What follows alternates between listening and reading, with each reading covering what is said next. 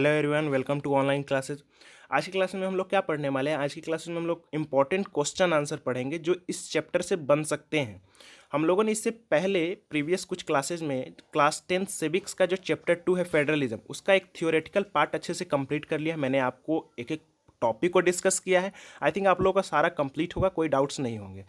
तो important question जो इस चैप्टर में बन सकते हैं, ये लास्ट वीडियो हम लोगों का होगा और इसमें जो इंपॉर्टेंट क्वेश्चन आंसर बन सकते हैं, क्वेश्चंस बन सकते हैं इस चैप्टर से, वो मैं डिस्कस करूंगा। और जो बन सकते हैं या जो पूछे जा चुके हैं कुछ इंपॉर्टेंट क्वेश्चंस, उसे मैं बताऊंगा। और एक फ्रेमवर्क जो इस चैप्टर का है, इंपॉर्टेंट क्या क्या क्वेश्चन पूछे जा सकते हैं, किस तरह से क्वेश्चन बनेंगे, वो सारा मैं इस वीडियो में आपको डिस्कस करूंगा। तो आप लोग अच्छे से देखेंगे, एक एक पॉइंट्स को रिकॉल करते हुए चलेंगे। ऐसा नहीं कि मैं इसमें आपको आंसर बताते चलूंगा, मैं आपको एक तरह से रिवाइज करवाऊंगा कि हाँ, इस तरह से मैं आपको आंसर मैं बताया हूँ, टॉपिक इस तरह से मैं लिखवाया हूँ। ठीक है, तो आप लोग उसे रिकॉल करते हुए चलेंगे और आपको वो आंसर बनना चाहिए अच्छे से। ठीक है, तो चलिए शुरू करते हैं। तो फर्स्ट जो क्वेश्चन आप लोगों का है, व्हाट इज़ फेडरलिज्म। बहुत इंपॉर्टेंट बेसिक क्वेश्चन, मैंने आपको लिखवाया भी है। व्हाट इज़ फेडरलिज्म, तो मैंने इसका आंसर आप लोगों को क्या लिखवाया था कि federalism is the system of government in which the power is dividing between central authority and various constituent units of the country. ठीक है, एक ऐसा सिस्टम ऑफ गवर्नमेंट होता है जहाँ क्या होता है, पावर डिवाइडिंग होता है। सेंट्रल गवर्नमेंट से क्या कर लिया जाता है, पावर को छुड़ा के अलग अलग कंस्टिट्यूएंट यूनिट्स में डिवाइड कर दिया जाता है उस कंट्री में। ये क्वेश्चन बन सकता है, ये बहुत इंपॉर्टेंट हो जाता है, बेसिक क्वेश्चन। नेक्स्ट क्वेश्चन क्या बन सकता है, फीचर्स ऑफ फेडरलिज्म। देखिए, सोशल साइंस में कुछ ऐसे क्वेश्चंस होते हैं, कुछ ऐसे बातें होते हैं जो आपको वैसे के वैसे ही लिखना होता है। ठीक है, मैं आपको नहीं ऐसे नहीं बोल रहा हूँ कि रटने के लिए, लेकिन कुछ कुछ बातों में आप मॉडिफिकेशन नहीं कर सकते। जैसे फीचर्स ऑफ फेडरलिज्म है, तो ये मैंने आपको जैसे लिखवाया वैसे ही आपको एग्जाम में लिख कर आना है। ठीक है, जैसे मैंने एक एक पॉइंट्स को आपको डिस्कस किया है, 7 पॉइंट्स मैंने आई थिंक आपको डिस्कस किया था। उसमें मैं आपको अलग अलग पॉइंट्स बताया था, उसे आप लिखना है क्या क्या पॉइंट्स है। तो मैंने आपको बताया था कि अलग अलग टीयर्स ऑफ गवर्नमेंट होंगे, अलग अलग ज्यूरिसडिक्शन होगा सबका। इसके अलावा एक क्या होंगे, एक कोर्ट्स होगा जो क्या करेगा, इंटरप्रेट करेगा अगर लड़ाई होती है, डिस्प्यूट्स होती है सेंट्रल और स्टेट के बीच में। ठीक है, उसके अलावा जो सोर्स ऑफ रेवेन्यू है वो क्या होगा, क्लियरली स्पेसिफाई होगा कहाँ पे, कॉन्स्टिट्यूशन में, ये किसका रेवेन्यू कहाँ से जनरेट होना है। उसके अलावा मैंने एक चीज़ और बताई थी कि अगर कुछ भी मॉडिफिकेशन होता है या कुछ भी चेंजेज होती है कॉन्स्टिट्यूशन में, तो उसे यूनिलेटरल चेंज नहीं किया जा सकता है। ठीक है, ये सारी बातों को मैंने स्पेसिफिक डिस्कस किया था। और इसमें एक स्पेसिफिक क्वेश्चन भी बन सकता है। ठीक है, जो मैंने आपको एक लास्ट पॉइंट मैंने आपको बताया था, डुअल ऑब्जेक्टिव ऑफ फेडरलिज्म, याद है आप लोगों को? मैंने बताया था कि डुअल ऑब्जेक्टिव ऑफ फेडरलिज्म में मैंने आपको क्या बताया था कि पहला पॉइंट मैंने आपको बताया था, to safeguard and promote unity of country. ठीक है, डुअल ऑब्जेक्टिव फेडरलिज्म का क्या है, तो सबसे पहले ये कंट्री में यूनिटी प्रमोट करती है फेडरलिज्म से, का जो एक कह सकते हैं ऑब्जेक्टिव्स है। और सेकेंड जो है, at the same time accommodate regional diversity. तो ये मैंने आपको डुअल ऑब्जेक्टिव ऑफ फेडरलिज्म बताया था, और जो स्पेसिफिक पूछा जा सकता है। तो फीचर्स ऑफ फेडरलिज्म बहुत इंपॉर्टेंट है, आप इसे बहुत अच्छे से एकदम लिख लेंगे और याद रखेंगे, क्योंकि ये 2015 में पूछा भी जा, किसी समय पर 5 आपको फीचर्स पूछे जा सकते हैं, ऑब्जेक्टिव में बन सकता है कि एक फीचर्स आप बताइए। तो इस तरह से आपको इसे अच्छे से याद रखना है। सेकेंड क्वेश्चन आप लोगों का है, distinguish between coming together federation and holding together federation with examples, India comes under the which types of federations। देखिए, मैंने आपको coming together federation, holding together federation मैंने आपको बताया है बहुत अच्छे से। तो देखिए, क्वेश्चन इसमें अलग अलग तरह से पूछे जा सकते हैं।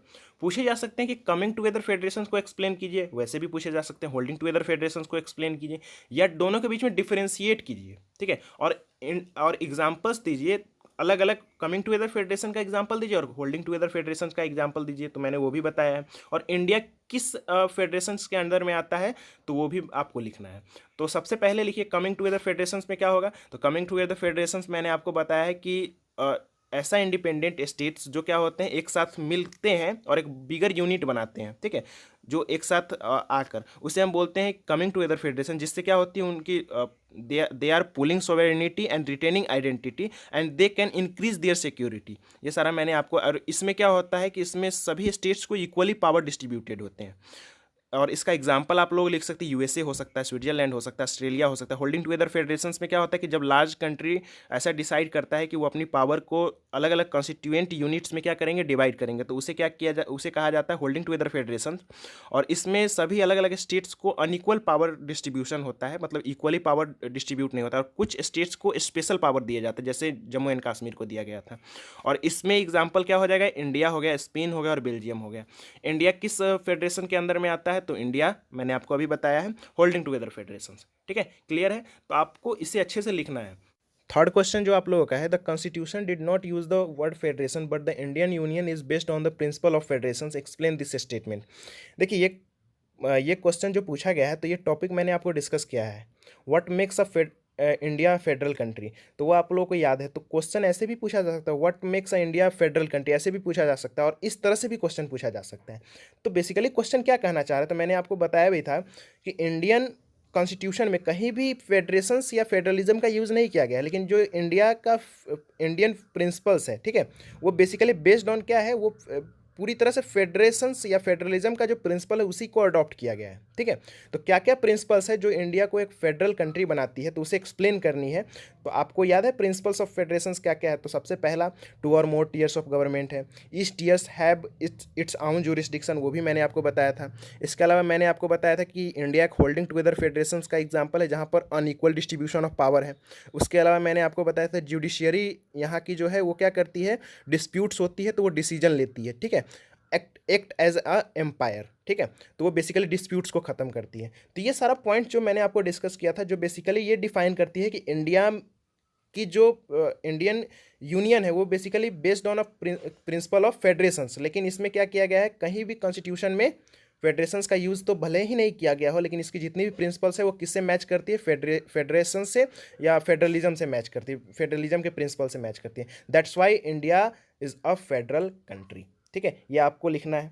नेक्स्ट है आप लोगों का क्वेश्चन, स्पेसिफिक भी पूछा जा सकता है। स्पेसिफिक कैसे पूछा जा सकता है, union list, state list, concurrent list, specific है, तो आपको इसे एक्सप्लेन करने आना चाहिए कि यूनियन लिस्ट क्या है। मैंने आपको बताया था वो सारी सब्जेक्ट जो यूनियन मतलब गवर्नमेंट या सेंट्रल गवर्नमेंट के अंडर आती है, कौन कौन से सब्जेक्ट है वो आप लोगों को याद है, वो लिखना है। स्टेट लिस्ट मतलब वो सारी सब्जेक्ट जो स्टेट गवर्नमेंट के अंडर आती है वो स्टेट लिस्ट है। कंकरेंट लिस्ट मतलब वो सारे सब्जेक्ट जिस पे सेंट्रल और स्टेट मिलकर लॉ बनाते हैं उसे कंकरेंट लिस्ट बोला जाता है।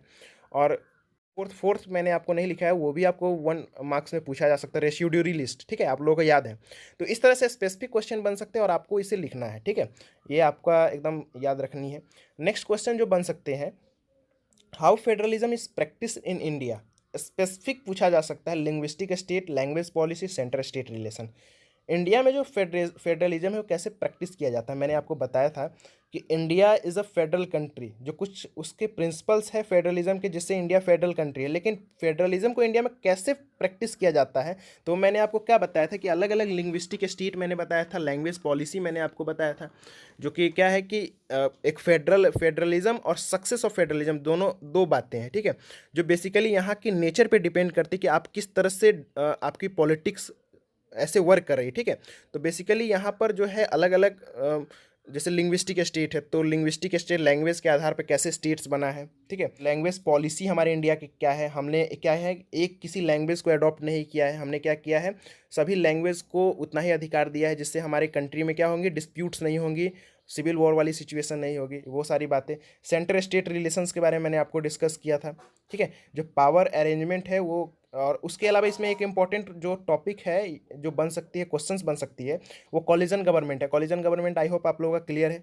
ठीक है, जब किसी भी एक पार्टी को, सिंगल पार्टी को मेजोरिटी नहीं मिलती है तो दूसरे पार्टी के साथ मिलकर क्या करती है, गवर्नमेंट बनाती है अलायंस करके, तो उसे हम कॉलिजन गवर्नमेंट बोलते हैं। तो इस तरह से आपका क्वेश्चन बन सकता है, फेडरलिज्म कैसे इंडिया में प्रैक्टिस किया जाता है, लिंग्विस्टिक स्टेट को एक्सप्लेन कीजिए, language policy, centre state relation, आप लोगों को बन जाना चाहिए। नेक्स्ट है what do you understand by decentralisation, ये भी स्पेसिफिक क्वेश्चन हो जाता है। वो डिसेंट्रलाइजेशन से आप क्या समझते हैं, या what do you understand by decentralisation. तो मैंने आपको बताया था कि जब पावर क्या किया जाता है, जब power when power is taken away from the central and state government, it is called decentralized। जब पावर को सेंट्रल और स्टेट गवर्नमेंट से शिफ्ट करके लोकल गवर्नमेंट में शिफ्ट किया जाता है, मतलब पावर जब सेंट्रल और स्टेट गवर्नमेंट से ले लिया जाता है तो दैट इज कॉल्ड डिसेंट्रलाइजेशन। और इसकी ज़रूरत क्या है ये भी मैंने आपको what was the need of decentralisation, ठीक है। तो मैंने बताया कि लोकल इश्यूज जो होते हैं वो कहाँ सेटल अच्छी तरह से हो सकते हैं, लोकल लेवल पर हो सकते हैं, क्योंकि बेस्ड नॉलेज होता है लोकल एरिया का, लोकल मतलब लोकल प्रॉब्लम्स जितने भी है तो लोकल एरिया के लोगों को ज़्यादा उसका नॉलेज होगा, तो इसीलिए डिसेंट्रलाइजेशन बहुत ज़रूरी है। तो ये सारा मैंने आपको बताया था।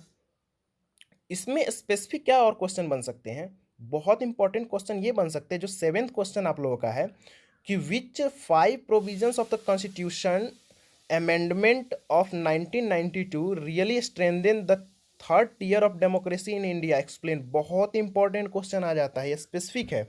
जो मैंने आपको 5 पॉइंट्स लिखवाए हैं 1992 का, वो सारा पॉइंट्स आपको इसमें लिखना है कि वो 5 प्रोविजंस हैं जिससे क्या किया गया है, हमारे जो डिसेंट्रलाइजेशन है या हमारी कंट्री में लोकल गवर्नमेंट के को और स्ट्रेंथ किया गया है, थर्ड टीयर ऑफ जो गवर्नमेंट है।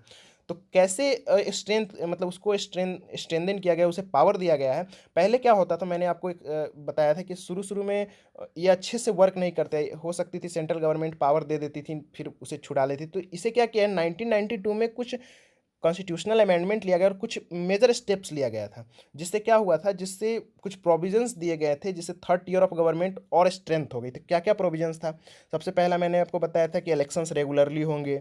उसके अलावा SC ST ये सारे OBC वगैरह को रिजर्व कर दिए गए सीट्स। उसके अलावा थर्ड एटलीस्ट 1/3 ऑफ जो सीट्स होंगे वो वीमेन के लिए रिजर्व होंगे। इसके अलावा मैंने ये भी बताया था कि इंडिपेंडेंट, पहले क्या होता था इलेक्शंस होते थे रेगुलरली नहीं होते थे, उसके लिए क्या होते थे और कोई भी करवा देते, तो उसके लिए एक इंडिपेंडेंट स्टेट इलेक्शन कमीशन बनाया गया जो बेसिकली इलेक्शंस करवाएंगे। और 5 पॉइंट मैंने आपको बताया था कि स्टेट गवर्नमेंट क्या करेंगे, अपनी जितने भी रेवेन्यू है उसे शेयर करेंगे किसके साथ, लोकल गवर्नमेंट के साथ। तो ये 5 पॉइंट मैंने आपको डिस्कस किए थे, जो 5 प्रोविजन है जिससे कॉन्स्टिट्यूशनल अमेंडमेंट किया गया था 1992 को, और जो थर्ड टीयर ऑफ गवर्नमेंट है उसको पावर दिए गए थे और उसको एक तरह से स्ट्रेंथ किया गया था, स्ट्रेंथन किया गया था। ये मैंने आपको बताया, तो बहुत इंपॉर्टेंट क्वेश्चन है, इससे आप लोग अच्छे से 5 पॉइंट्स आपको ध्यान में रखनी है। नेक्स्ट क्वेश्चन है जो लास्ट क्वेश्चन जो आप लोगों का बन सकता है, जो कि बहुत इंपॉर्टेंट ये भी क्वेश्चन हो जाता है, ये आपका VVI क्वेश्चन, क्योंकि मैंने जो आप लोगों का क्वेश्चन पैटर्न देखा प्रीवियस सालों का देखा मैंने आपको, तो ये जो इससे क्वेश्चन है पंचायती राज इंस्टीट्यूशन से, तो 1 मार्क्स में 2 मार्क्स में आपका हमेशा पूछा जाता रहा है, इसलिए मैंने इसको VVI लगाया है। तो आपको इसे समझिए, तो क्वेश्चन कैसे पूछा जा सकता है, अलग अलग तरह से पूछा जा सकता है, लेकिन एक बेसिक फ्रेमवर्क मैं आपको बता देता हूँ। Explain the structure of Panchayati Raj institution पूछा जा सकता है, या both in rural and urban areas का, मतलब कि रूरल और अर्बन एरियाज़ का जो इंस्टीट्यूशन है उसे एक्सप्लेन किया जाए। तो पंचायती राज इंस्टीट्यूशंस को ही रूरल लोकल गवर्नमेंट भी बोला जाता है इस तरह से। तो क्या है पंचायती राज इंस्टीट्यूशन, मैंने आपको डिस्कस किया गया था कि क्या है, जब एक रूरल लोकल गवर्नमेंट होता है जिसमें विलेज और ग्रुप ऑफ विलेज मिलाकर एक ग्राम पंचायत बनते हैं। ग्राम पंचायत क्या होते हैं, directly elected by adult population होते हैं, जिसे ग्राम सभा बोला जाता है। ग्राम पंचायत के हेड को क्या बोला जाता है, सरपंच बोला जा सकता है, ठीक है। उसके अलावा बेसिकली ग्राम पंचायत का काम क्या होता है, वो बेसिकली अप्रूव करते हैं एनुअल बजट, रिव्यू करते हैं परफॉर्मेंस ऑफ ग्राम पंचायत। और रूरल लोकल गवर्नमेंट का या पंचायती राज सिस्टम जो है उसका स्ट्रक्चर मैंने आपको बताया था क्या स्ट्रक्चर है। तो ग्राम पंचायत होते हैं, पंचायत समिति होते हैं, जिला परिषद होते हैं, ठीक है। पॉलिटिकल हेड वो कौन होते हैं जिला परिषद का, मैंने वो भी आपको बताया है, जिला परिषद चेयरपर्सन। तो ये सारा आपको डिस्कस करना है। अर्बन लोकल गवर्नमेंट को आपको डिस्कस करना है, ये मैंने आपको क्या बताया, रूरल लोकल गवर्नमेंट बताया है। और अर्बन लोकल गवर्नमेंट को भी एक्सप्लेन करने आ सकता है आप लोगों को। तो अर्बन लोकल गवर्नमेंट में मैंने आपको बताया था कि देखिए, जो टाउन्स होते हैं, टाउन्स में म्यूनसिपाल्टीज़ वर्क करते हैं, म्यूनसिपाल्टीज़, और उसके हेड को म्यूनसिपल चेयरपर्सन बोलते हैं। और बिग सिटीज़ में आपको क्या होता है, कॉर्पोरेशन होते हैं जिसके हेड को मेयर कहा जाता है। तो इस तरह की जो बॉडी वर्क कर अर्बन एरियाज़ में उसे अर्बन लोकल गवर्नमेंट बोलते हैं, जो बेसिकली वहाँ की लोकल जो एक तरह से इश्यूज़ है उसको सॉल्व करने का या वहाँ की डिमांड्स को फुलफ़िल करने का काम करती है। तो ये सारा अलग अलग तरह से आपका शब्द बदल सकते हैं, लेकिन जो फ्रेमवर्क है वो वही यही रहेगा, ठीक है। आप लोगों को बनना चाहिए, ठीक है। तो explain the structure of Panchayati Raj institutions, या बोथ पूछा जा सकता है, रूरल एंड अर्बन एरियाज़ में आपको एक्सप्लेन कीजिए अलग अलग तरह से। तो मैंने आपको सारा लिखवाया है, कोई डाउट्स नहीं होंगे। तो ये कुछ इंपॉर्टेंट क्वेश्चंस थे, कुछ इंपॉर्टेंट एक बेसिक फ्रेमवर्क था जो आपके चैप्टर का मैंने आपको डिस्कस किया है, ठीक है। इसमें 2-3 क्वेश्चन आपका बहुत इंपॉर्टेंट है जो पूछा भी गया है, उसे आप लोग अच्छे से लिखेंगे, डिस्कस करेंगे, और कोई डाउट्स होगा आप लोगों का तो you can ask me frequently, ठीक है।